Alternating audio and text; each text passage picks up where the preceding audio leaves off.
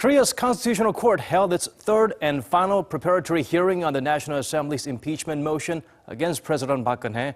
They got around to the most important piece of business, finalizing a list of the first witnesses to be summoned in the new year. Kwon Jang-ho starts us off. After 3 pre-trial hearings of the last 8 days, the preparations are now officially over and the main trial begins next week. At the final pre-trial hearing on Friday, the Constitutional Court announced the first 4 witnesses that will be summoned next Thursday.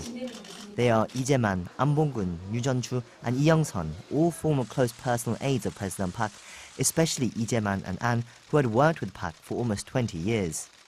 After that, on January 10th, it's the turn of Jeon-chu, President Park's longtime confidant and the main figure accused of unconstitutional meddling in state affairs.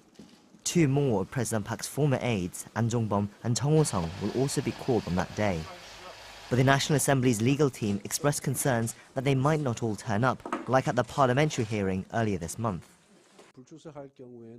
This time, if the witnesses do not show up, it is possible for the Justice Ministry to issue an arrest warrant and force them to attend if necessary. One figure that won't be called to testify is President Park herself.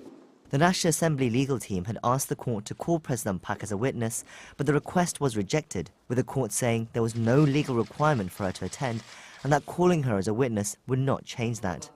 But Park has been asked by the court to attend the first hearing on Tuesday as the defendant, but is not expected to come.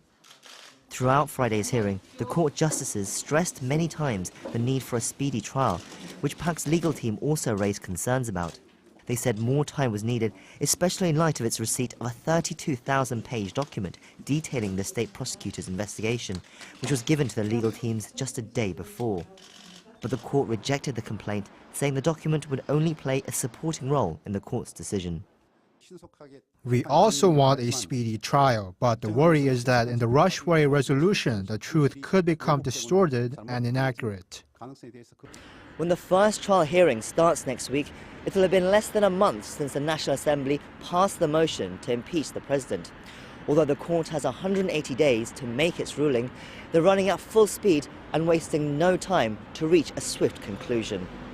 Kwon Jang-ho, Arirang News.